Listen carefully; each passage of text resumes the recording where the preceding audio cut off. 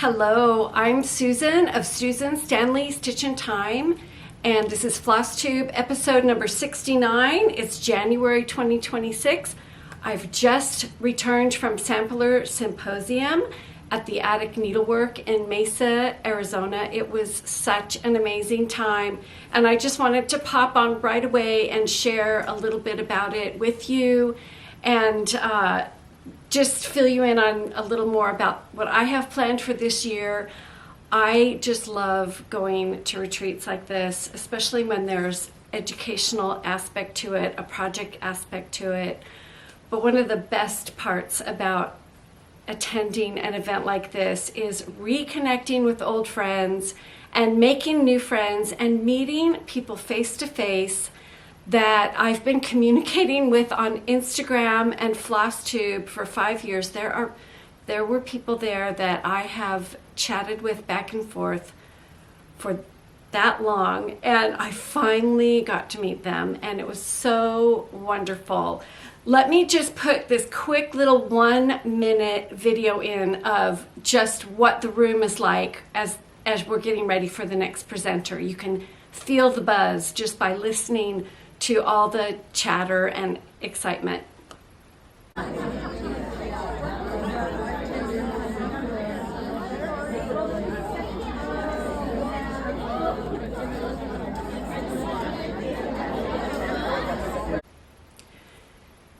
Of course, the shop, Attic Needlework, was decked out in full to the brim with fantastic charts and linen and threads and all the things that any needleworker would want. They did not disappoint. It was a beautiful weekend of gorgeous weather and great learning and connecting. The presenters each offered a new project and also opportunities for learning about their specific area of interest. And I will talk more about that in a future video. I know a lot of other people are going to cover this content too, but needless to say, if you go to an event like this, each presenter spends so much time crafting their project, building a beautiful presentation with PowerPoint slides and all kinds of information to enrich your stitching experience. Now this one is focused, it's called Sampler Symposium, so it is a symposium focused on samplers from around the world, historic samplers. And of course, you know that's right up my alley because any historic textile chitter chatter is something I want to be a part of. So I was, always learning so much, and it was wonderful. I also had the opportunity of seeing Victoria and Clara in the shop on display,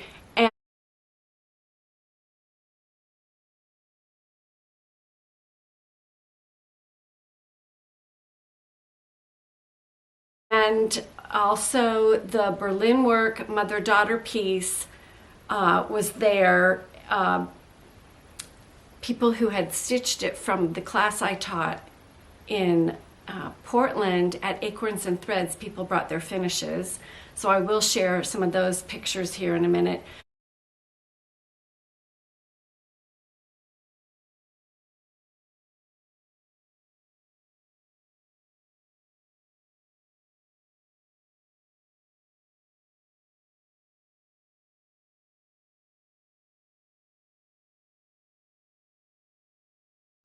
I'll put a few pictures in here.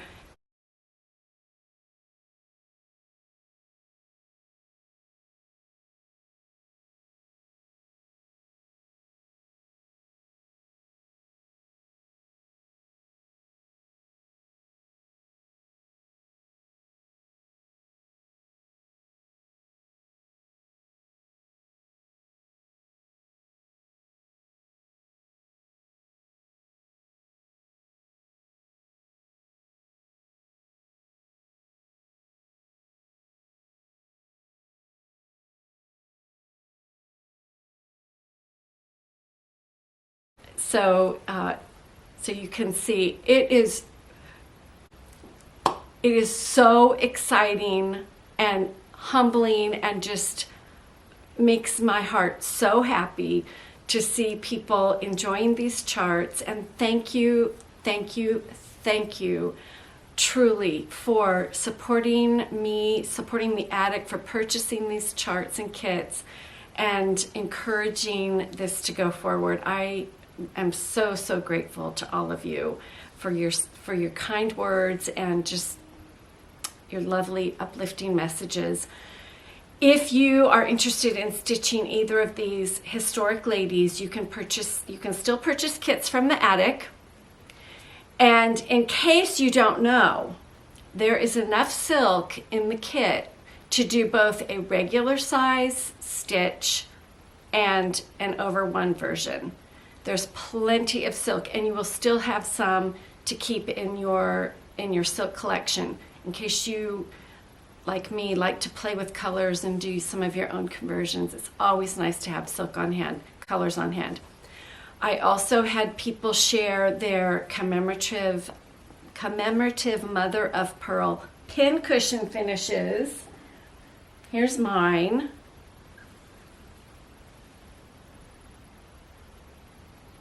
I do still have a few kits. This is going to be something special for this year. It's commemorating the 250th anniversary of the signing of the Declaration of Independence, and I'll pop some pictures in of the finishes I saw of this as well.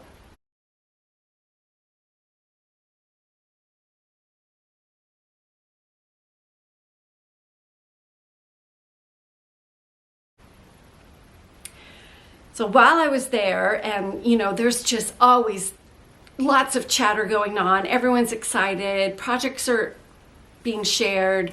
Projects for the event are being shared. It's so exciting and stimulating, and everyone is so kind and friendly.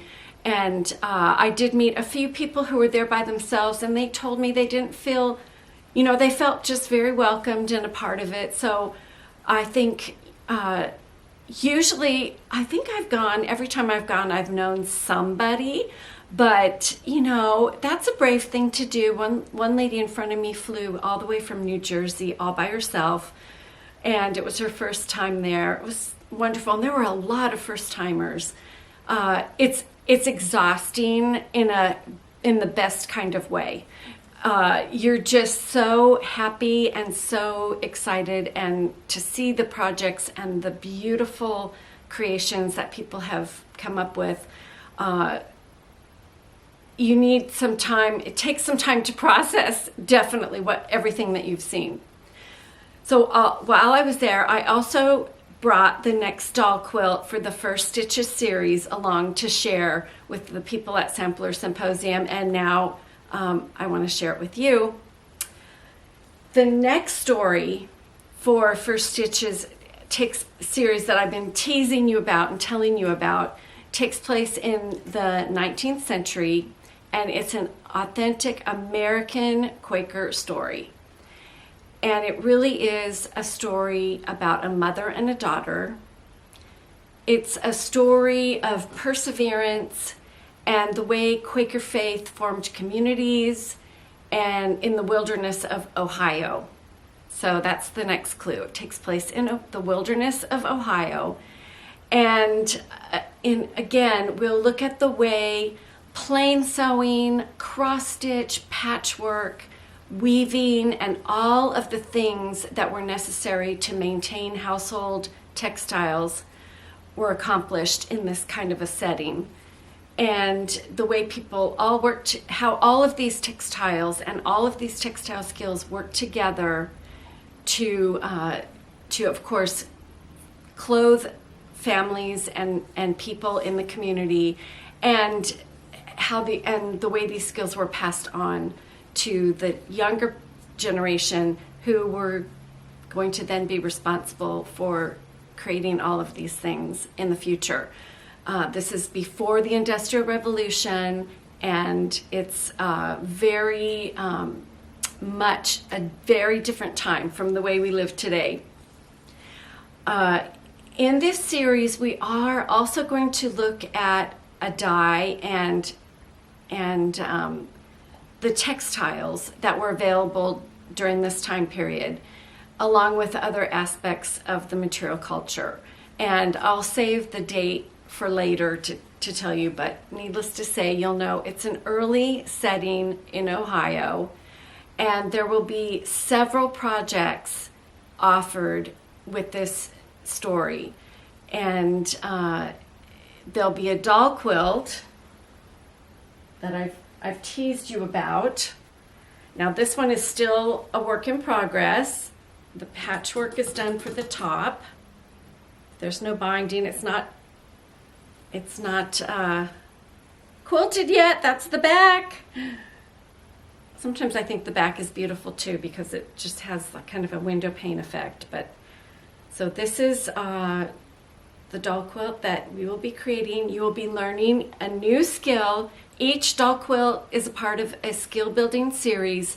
The very first one was Mary, 1840, where we sewed 4 patches, which is the most basic skill for patchwork. And every doll quilt will get more and more complex and more involved. And we'll learn a little bit more about what it takes to create something like this. Remember, we're going to look at how these things were created before a sewing machine was available. And of course, if you have a sewing machine, you're more than welcome to stitch this up in that way. But if you'd like to try some of the early methods, I'm offering those to you. And for those of you who don't have a machine and really want to do patchwork, but just think, I don't want to deal with learning how to use the sewing machine, it's very doable. There are hundreds and hundreds and thousands of quilts that were created without a sewing machine, so you can do it. I want to invite you to watch and hear the story and engage in the way that, I've planned these projects, and participate in the project, or just listen and be enriched by whatever type of stitching you're doing. I think it will enrich your cross stitch if you like historic samplers and cross stitch. If you love any type of textiles, I think it will be of interest to you. The characters in the story are a girl. Her name is Esther. So Esther is the little girl who is going to be creating this quilt. Her mother, who is named Judith, and of course her doll, and her name is Abigail. So Esther and her doll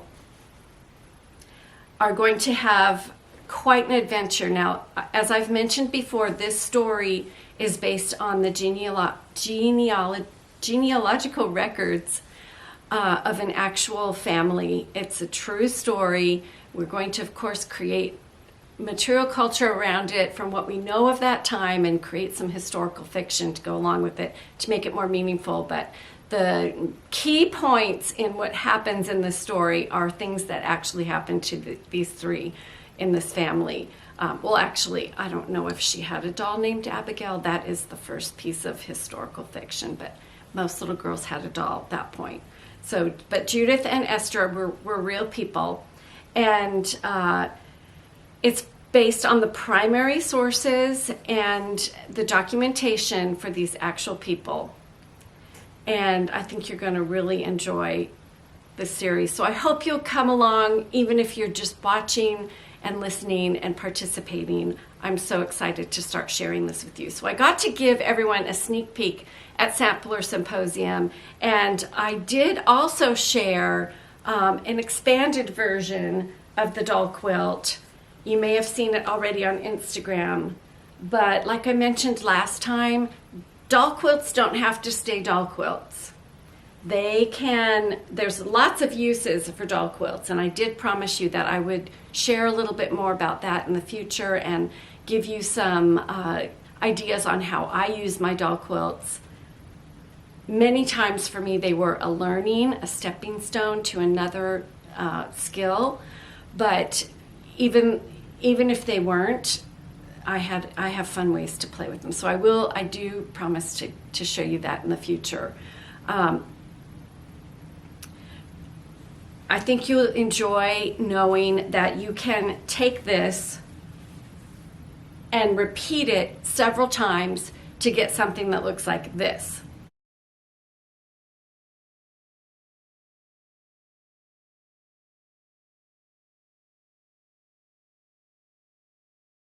All right, and I also, when I was there, I shared one of the other projects that I've been working on, which is the Friends Are the Flowers in the Garden of Life English paper pieced quilt.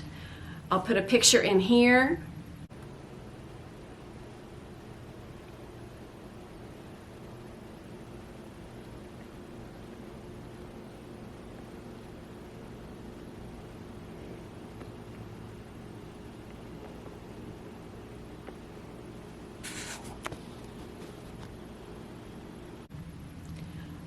I've started working out the setting. I will be sharing this with you in the future. I am having so much fun creating this hexagon mosaic masterpiece, I hope.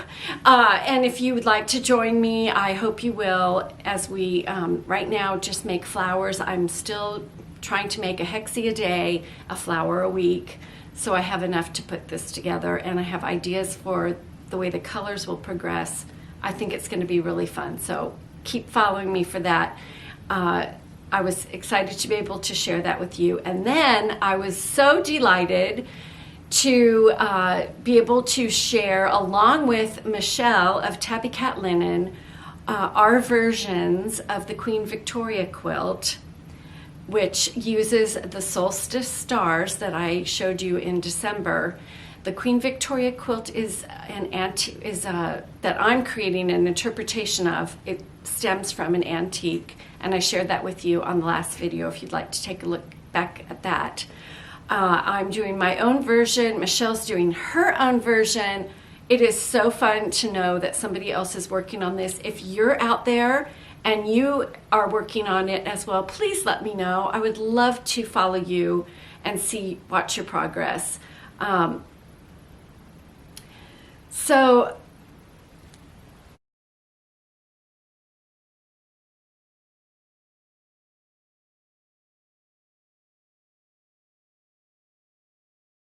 it's a short video today. I just wanted to pop in and catch up and share with you a little bit of my excitement as I continue to build towards this next year. Is going to be so exciting. I'm thrilled to be able to share it with you.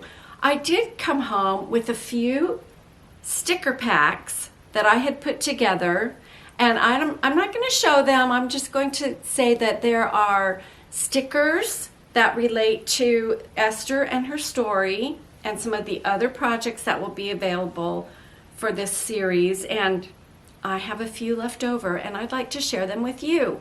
So if you would like some stickers to put in your planner and your book of days where you record your work and your progress on your stitching and quilting and all the things, please leave a comment to